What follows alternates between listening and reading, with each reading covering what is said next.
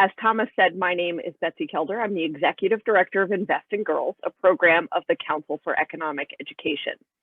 Invest in Girls is working to usher in the first generation of financially literate girls and increase the number of women working in careers in finance and financial services. To grow interest in the field, you need to be shown the opportunities that exist for you and what a path to success looks like. Women are dramatically underrepresented in finance and lack confidence in matters of managing money. We want transformational change, and we are working to make it happen. Part of what we know is that when we see role models who look like us, we're better able to envision ourselves in those roles. This, and the founding principle of IIG being an organization of women for girls, led us to create the Women for Girls Speaker Series, an opportunity to bring executive level women from major corporations to you, our girls, to talk about their careers, lives, and learnings. With that, I'm pleased to introduce to you Suni Harford, President of Asset Management at UBS. Since most of our conversations today will be about Suni's career, I'll share just a few highlights.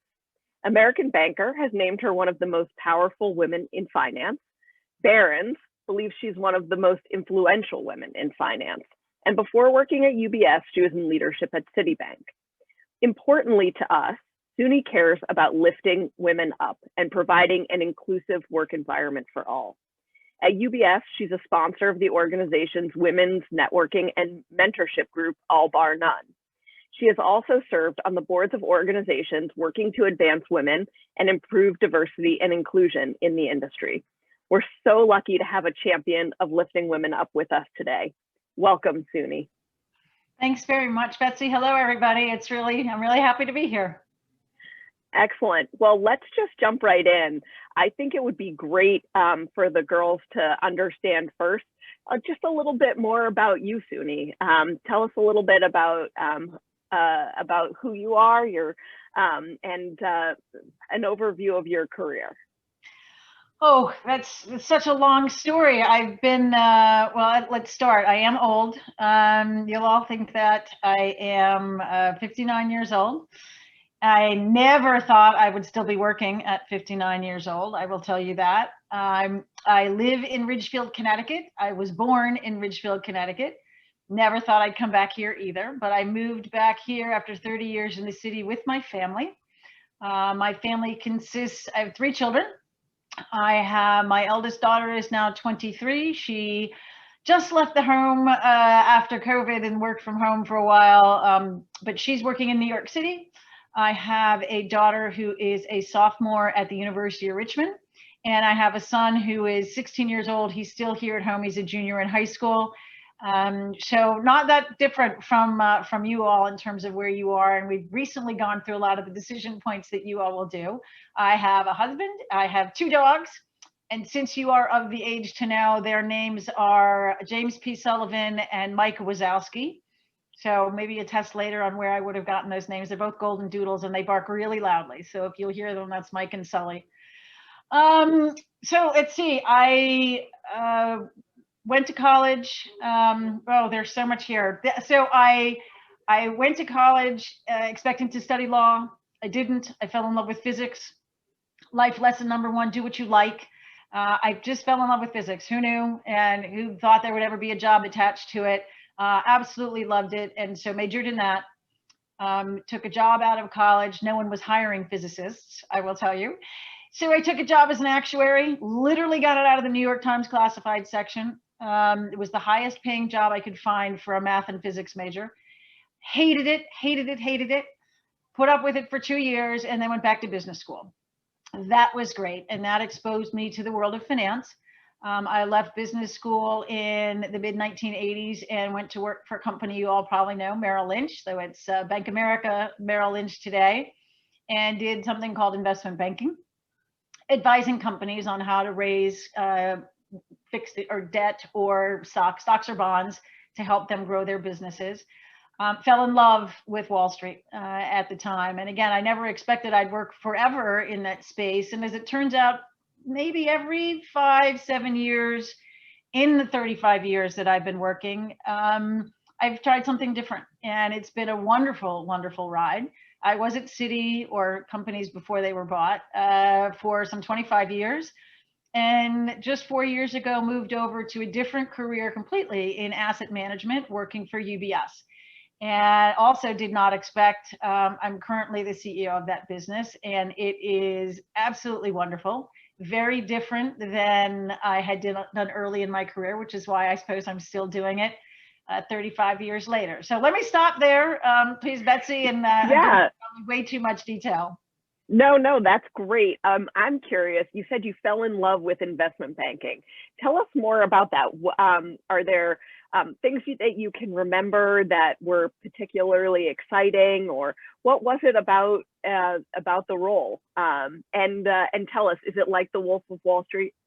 Oh God, right? Or greed, right? Take your pick of the really stereotypical things. So no, it wasn't anything like that. Though I suppose in some ways it was. It depends on your perspective.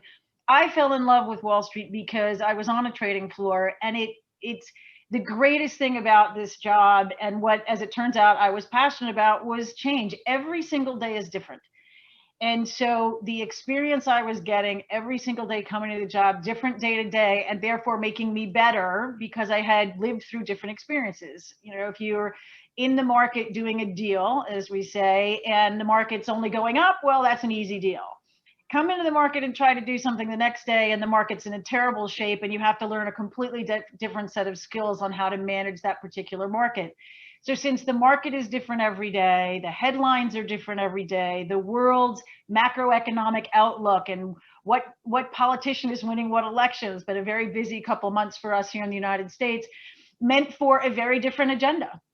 And I as ironic as it was, I'm a list person. I make lists of things to get done.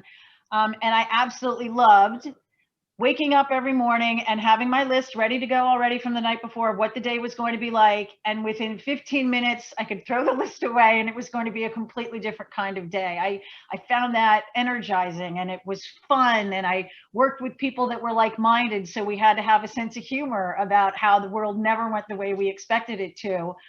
Super smart people. The markets in general, again, they're dynamic, fast-paced, but they attract people that are smart and good at their job. And that was also very encouraging because I could learn from the people I worked with every day. I certainly was never bored. I mentioned I worked when I first got out of school as an actuary, and I hated it. There it was, everybody in their own cubicle. At the time, we didn't have personal computers, PCs. We literally, with a slide rule and a calculator, were doing regression and analysis all day long, every day. It was awful. I'm not sure everybody even said hello to each other. So not my style. As you can tell, I'm an outgoing, chatty kind of type A. And so just couldn't handle that. And then I moved over and sat on a trading floor with 800 people, and everybody could hear everybody's conversation, and the TV's on and the markets are moving, and I absolutely loved it. So many reasons why I liked it, I think, but it's been a great career. So you left what you were doing to move into asset management. Help our girls understand, what's asset management? So, it's a great question. So asset management, we are professional investors. So you all know what an investor is, right? So if you took your money out of your bank and you started investing in the stock market, if you placed it in a treasury bond or a certificate of deposit in your local bank, right, you get a return on that money. And hopefully that money you save and it's there for a rainy day, or it allows you to buy a home for your family when you want to stop renting and you have room for that. Or everybody has a dream of accumulating some wealth to allow them the flexibility or freedom to do what they want to do. And nobody has the time to do that well, right? If you think about it, you all are students and you're going to become experts in whatever class you're taking. If you're a policeman, you're on your beat every day. Or you're doing detective work. You're a fireman, you're fighting fires. You're a teacher, you're doing development and going to school to become a better teacher, or spending time with your students and helping them learn. Whatever your day job is, You don't have the time to follow the markets every day. You don't have the time to do research on a specific company's stock. You don't have the time to think about all of the analysis that goes into a well-balanced, diversified portfolio that will help you through market upheaval or whatnot. That's what we do. And it is our day job to do that. So professional investors will go and talk to the local teachers union and their credit union, or we'll talk to the firemen's pension fund, or all the civil servants in the state of Connecticut, for example. And they hire professional money managers like UBS Asset Management to take care of their money. And so we will consider all of their needs, whether they're long-term, if you're an individual, whether you're going to retire, and so you have different needs for your money, whether you need to put your kids through school, so you're saving for college. Every investor has a different objective for their portfolio and their investments, and it's my job to make sure we meet those objectives and do what they don't have the time to do themselves. So in a nutshell, that's what we're trying to do, is make our clients' lives better and meet their goals when they have them that are financial. Excellent. That's great. Thanks so much for that explanation. I think it really clarifies and helps people understand. So clearly, I said this in the introduction, and it's obvious in talking to you, you've been really successful in your career. And I'm curious, at kind of a high level, what do you think it takes to succeed? And not only in finance, but in general in your career, what are the secrets to success?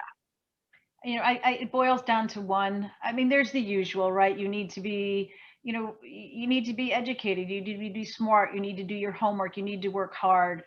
But that would be true of everything from a 9-to-5 job through, being an astronaut in your career, right? So I think the thing that defines success is passion. Every single job you will have, if it's worth doing, you will do for a long time in terms of your day, right? I work no fewer than 12 hours a day.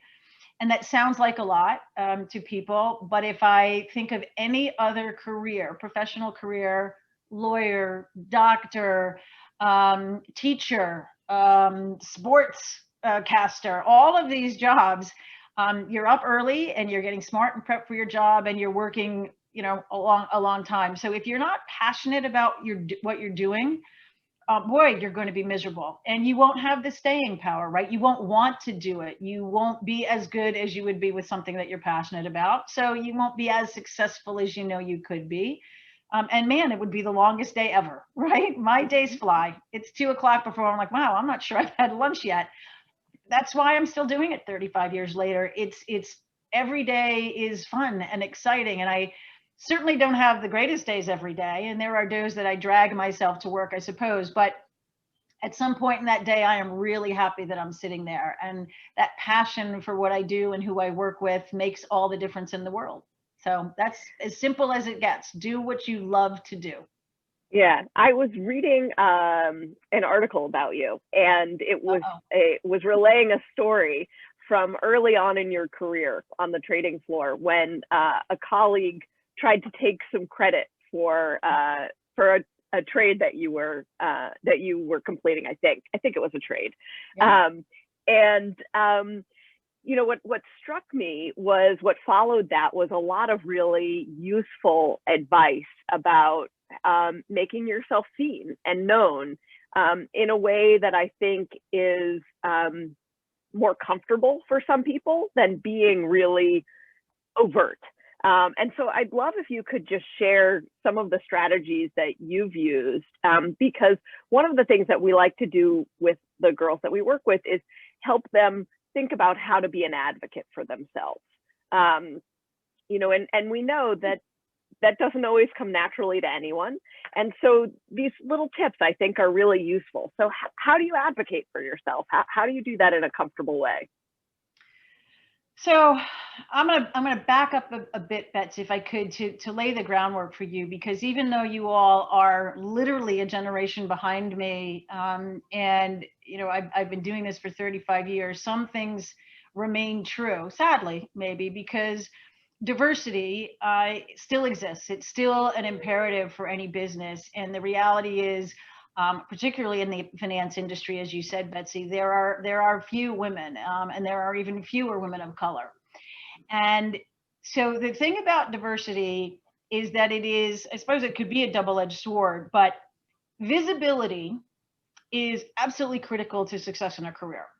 If people can see you, if they notice you, that's how you get opportunities to, again, demonstrate your skills, or they'll ask a question about whether you're good at your job. That's how you move up, is you get those opportunities. And diverse individuals stand out. They are visible by definition. When I started in the industry, I was, to say 10% of the 15% of the recruits were women. So out of 100 people, say on a trading floor, 10, 15 women, every single manager knew every single one of those women's name and what they did, right? So the double-edged sword of that is I had to be good, otherwise they would know that I were not good. But assuming I'm good, it presents opportunities for you. So you're visible, you should leverage that visibility. You should look to find ways to make yourself known. Now, the point that you're making, Betsy, and it is also too, that some people, some women are not that comfortable being in your face and this is what I'm doing and whatnot. Fine, that doesn't matter. I will echo that though by tell you, very few managers are that way either, right? And I say that because what you want to do to be self-promoting, to make sure that your boss or their boss or other people in the firm are aware of your contributions and are aware of the good work that you're doing.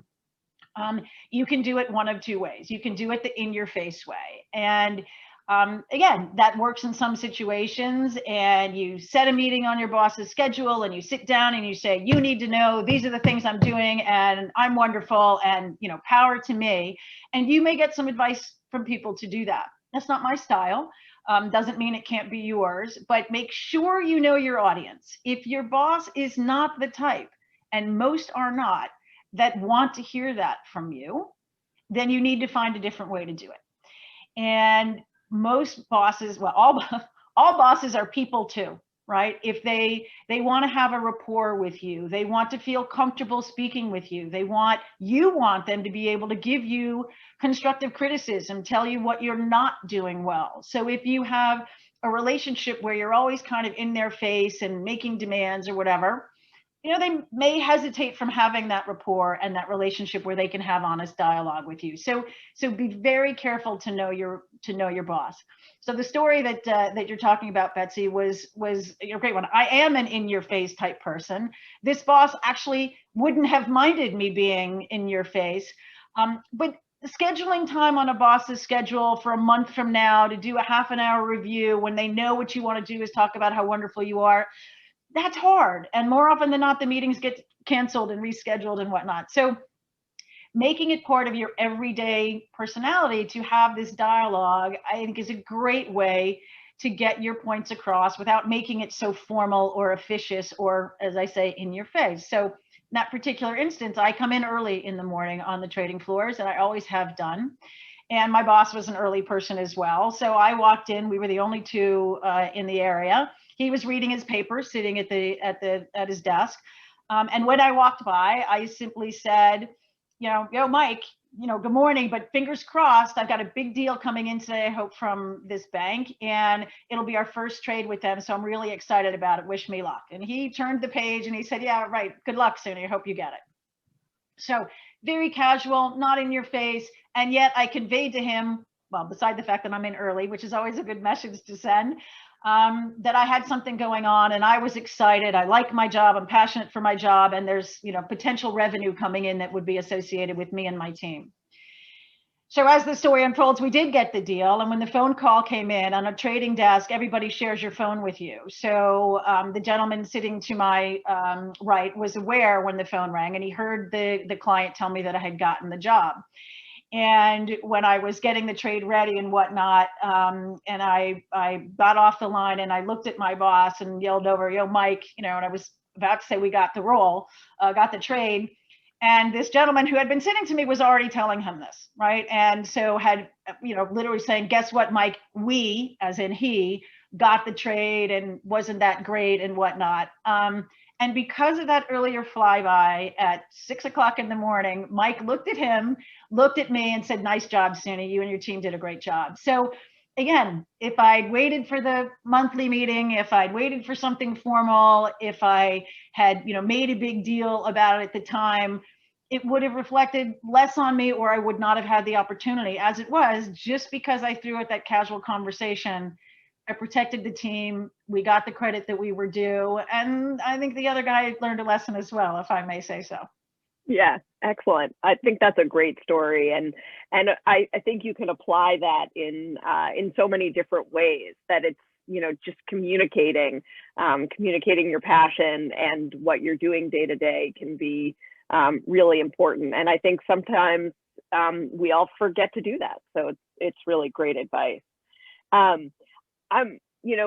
You mentioned this at the beginning when you were talking about your son, but this is a big time for our girls. They're, in the middle to end of their high school careers, and lots of decisions are being made or are on the horizon. And, I'd love to hear about a decision that you made or a choice you made in your life that you really thought, like, this is going to be kind of a defining choice.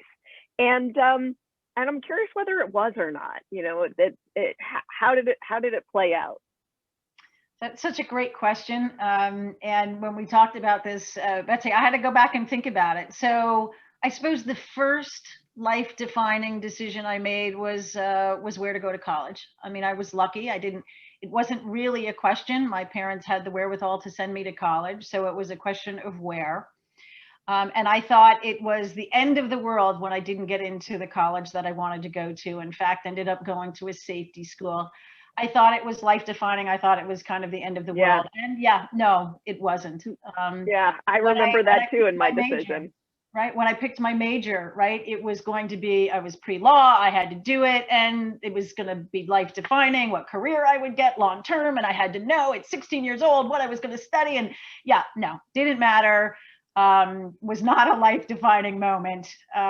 Where I got my first job, what job I looked for, how I did it. Again, I got the job, good for me. I hated it, but I can't change. I can't leave. This is what I'm supposed to do forever. No, not true. So I would just suggest there are very few truly life-defining moments for anybody, because we have the flexibility to change our lives. I have told my children this. My eldest daughter didn't get into the college she wanted, crushed her, ended up going to a different school that personally I thought would be a better fit. She loved it. Greatest thing she'd ever done.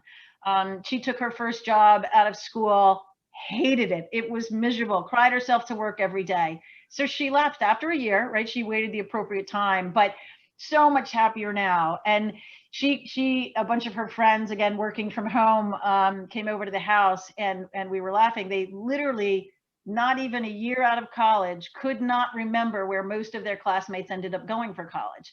And that is what everybody talks about. It is going to be the thing. Nobody cares.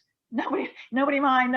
It doesn't matter. So many of the decisions you're facing, while you should be thoughtful about them, if you happen to make the wrong decision, you will have an opportunity to change. And if at the end of the day, it means you spend a year at a college that isn't perfect for you, so you need to transfer, okay.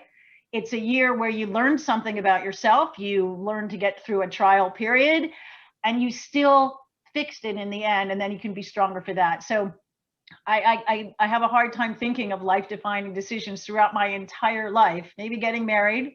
I picked the right guy, thankfully. We've been married. We just finished our 30th year anniversary. Other than that, I have to say, we've kind of been making it up as we go.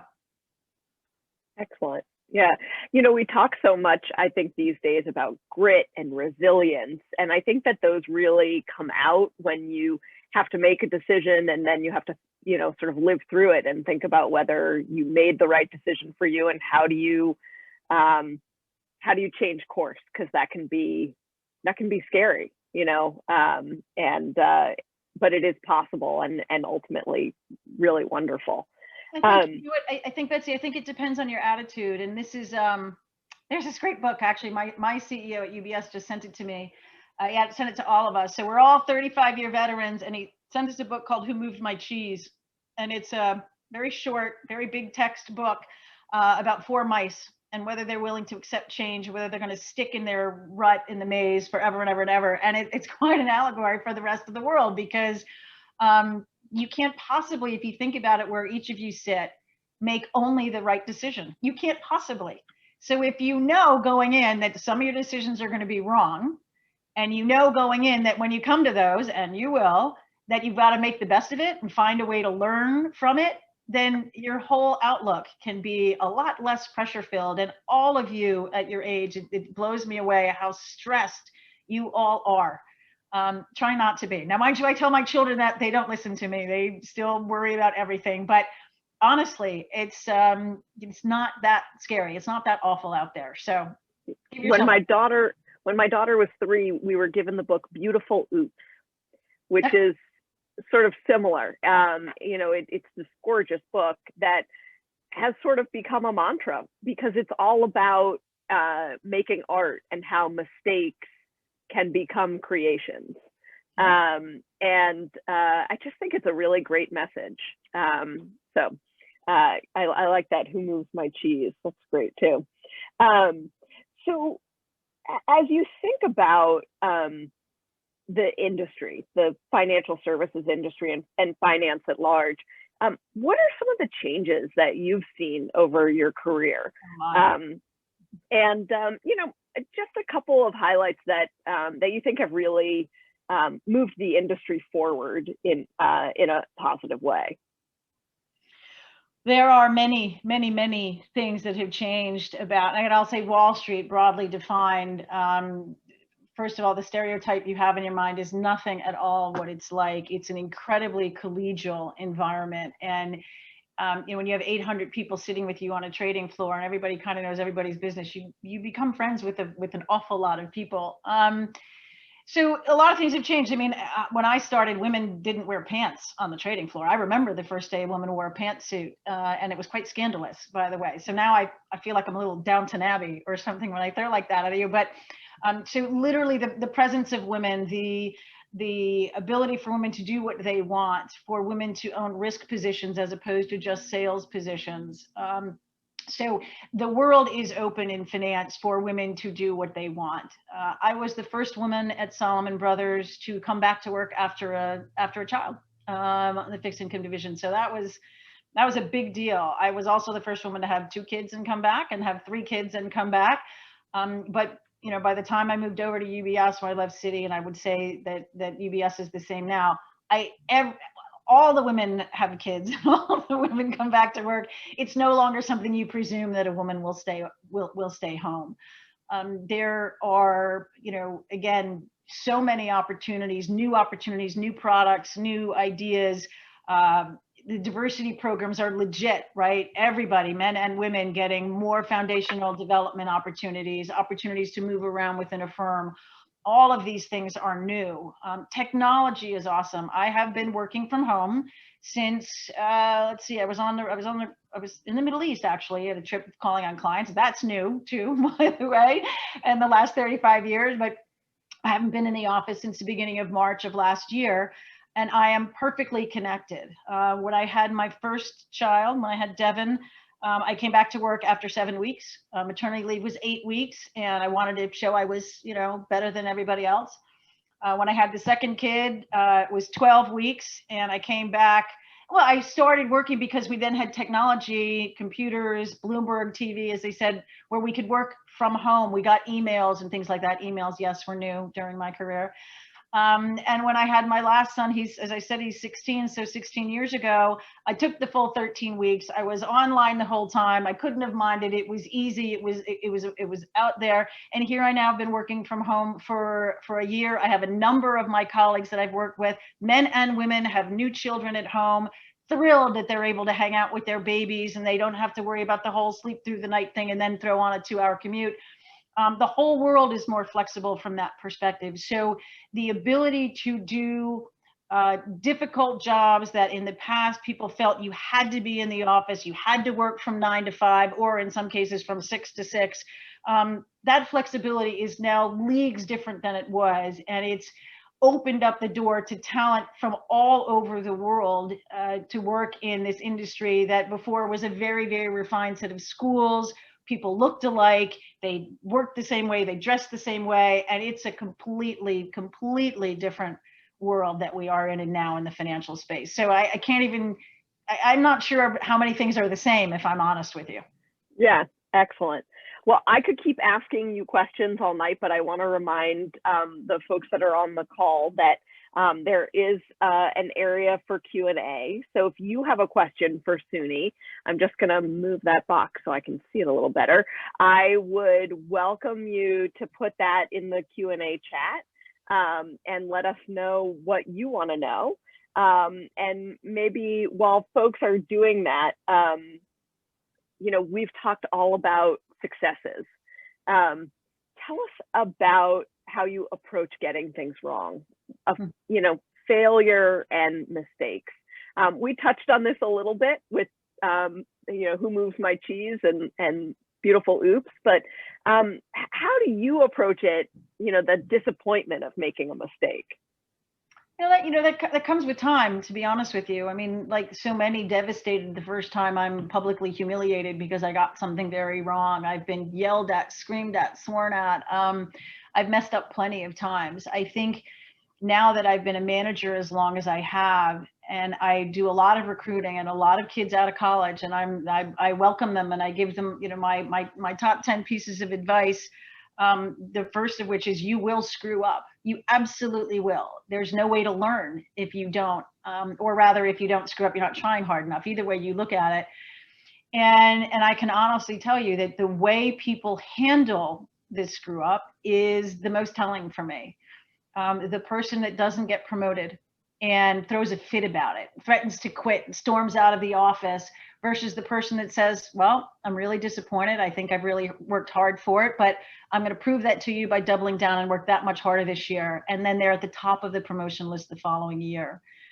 So failure is going to come if you face it openly and with full expectation. I think it just makes it easier, as we talked about earlier. I think I will also add, there are personal mistakes that you're going to make. You're going to blame a colleague for something that was wrong, but they didn't do it.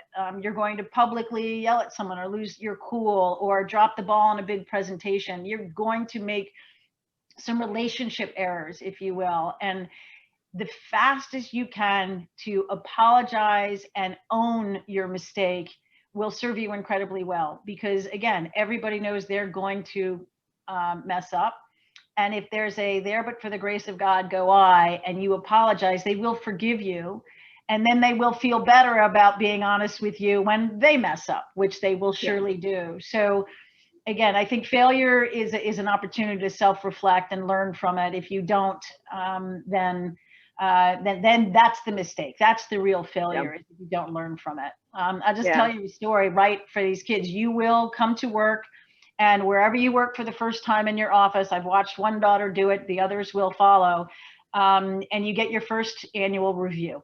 And someone will sit you down and they'll have a form and they'll have papers in front of them, and they're going to give you a rating, and they're going to rate you. I don't know, in our company, it seems to be common. It's anywhere from a 1 to a 5. A 1 means you're not getting it done at all. And a 5 means you are an absolute rock star and you're perfect. For the first couple of years, you should probably expect yourself to be a 3.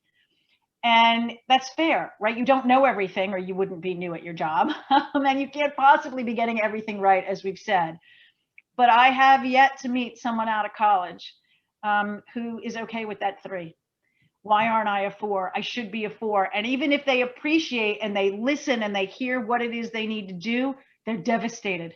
I have had employees quit because for the first time in their life, they're not a 5 equivalent, right? They were president of the class in high school. They got straight A's and a 4.0 in college. They got 800s on their SATs. What do you mean I'm just average? And it blows them up. They can't handle it. So again, going and expecting it, and and if you happen to get the 3+ or the 4, wow, good for you. But again, understand that as you come to speed in the professional world, there's a lot less of that just to make you feel good kind of pressure, and just own up for it. That's part of growing up. Yeah. We have a great question here from someone. What early financial planning advice do you give your kids?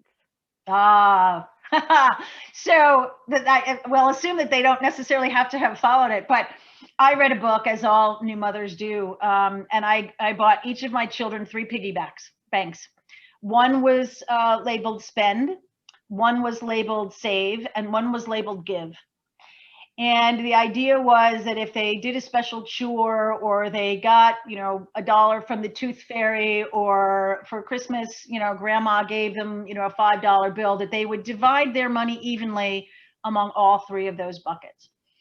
And again, I don't know that they followed it their whole lives, but I know that they remember it. And I hope that they do, because whatever money you have, if you spend it all, it's not a smart way to plan, and you never know about that rainy day that will surely come. So you should be saving some. And you certainly never want to live beyond your means. And that's been a mantra for me my entire life.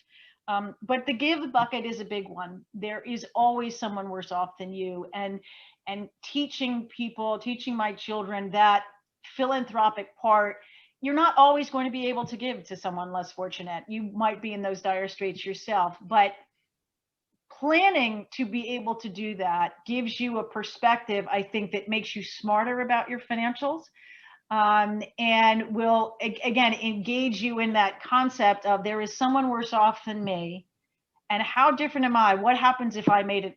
What if I was like that? Right? What if I needed that kind of support, which again encourages you to be much smarter and maybe more conservative with your spending than the person who gets their paycheck, or they get a bonus and they go out and blow it on, I don't know, a toy or whatever. Take the toys when you can and earn it, but be very thoughtful about when you do it. And that would be the best advice I could give my kids, is that they understand, what a checkbook. All my children have checkbooks. Now, again, they've never been in a bank branch. They've never written a check. But so Venmo, same idea. You've got a certain amount of money that you've earned from your summer job, or from your doing your chores around the house. And you can't go below that. There's no safety net here. I'm not coming in and taking care of the bank for you. And so again, early lessons learned, I think, are really critical, and they will serve you well your entire life. Yeah, absolutely. I think that's really excellent advice.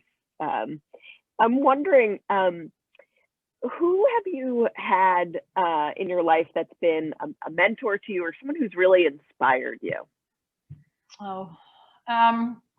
So too many people probably to count. I guess I have a different view than the standard find a mentor and have them be your advocate and have them be your sponsor, all the different words we use, and have them kind of carry you through. In my personal experience, I have learned as much watching people do things I don't like as aspire to the behaviors of those people that I do.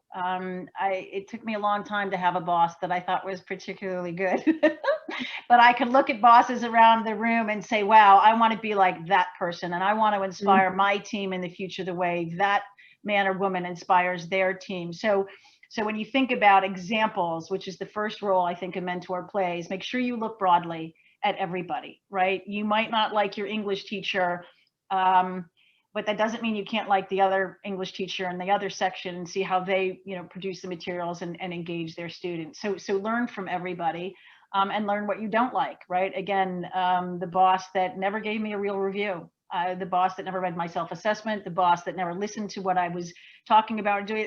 Again, I never wanted to be that boss, and I could learn a lot from that person, because teacher is the other role that a mentor plays.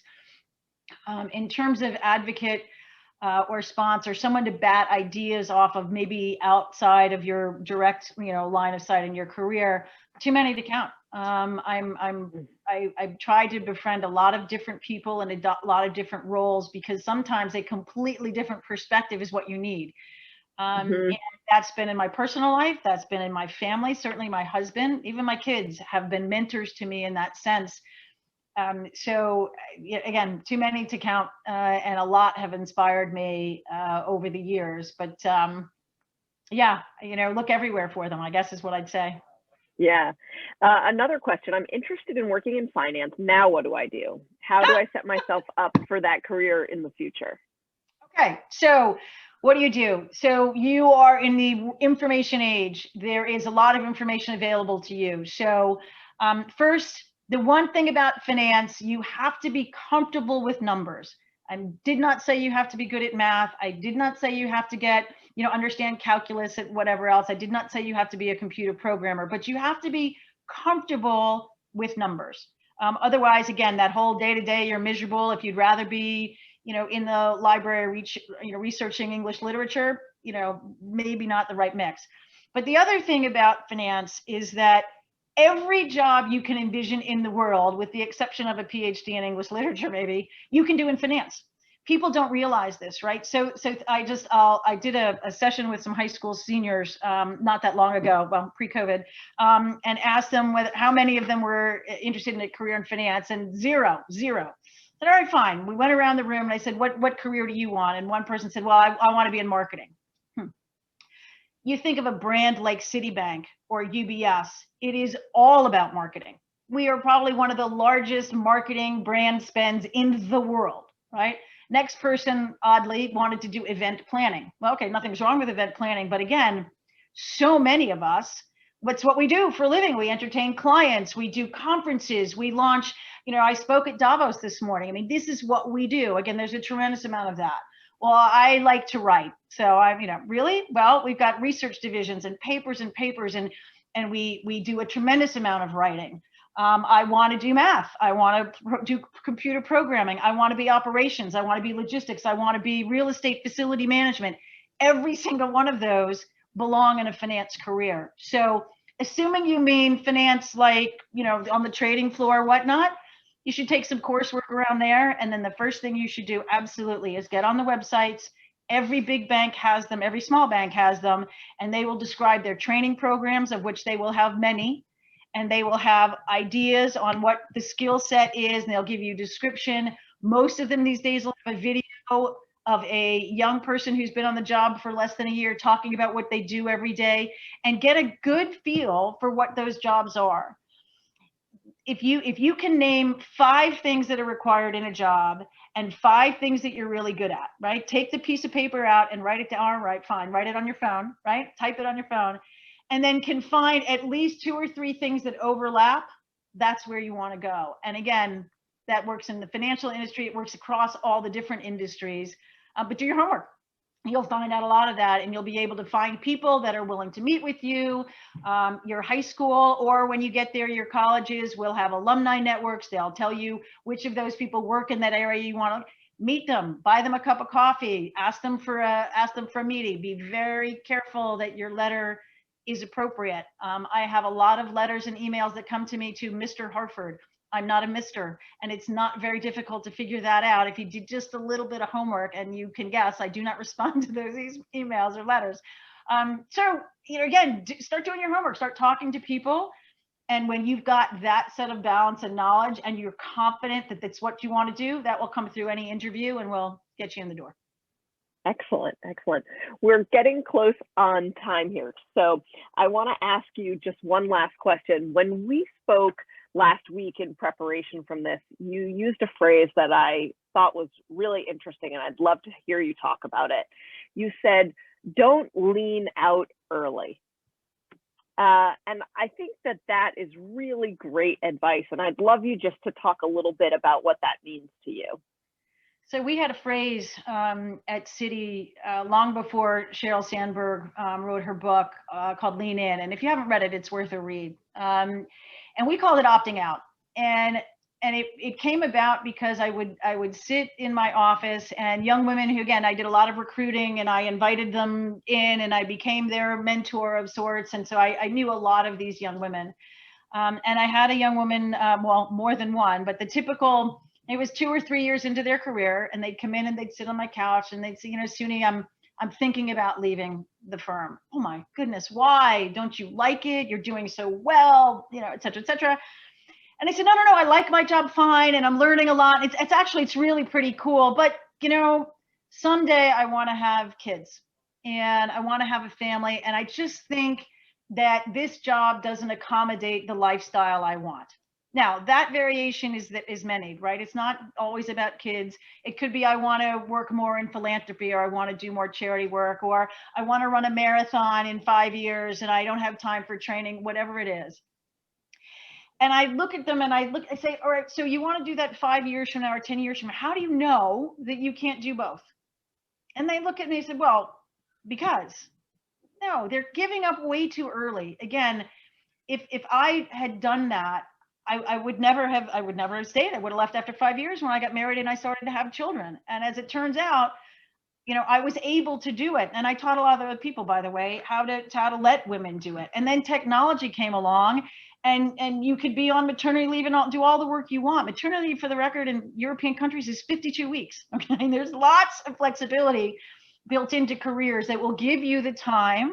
At different points in time, you might have to work harder here or less hard at different points, but you don't know. You do not know. You know nothing, Jon Snow, as I say to my second daughter. Don't give up too early. Don't presume anything about what your life or your job requirements will be 5 years down the line, let alone 10. You just don't know. It's constantly changing, or different opportunities will come up, or you'll decide, you know what, my parents are elder and I need to spend more time with them. And you quit. And if you just asked your boss if they would mind you working from home for the next year while you take care of your parents, whether they'd say yes or not.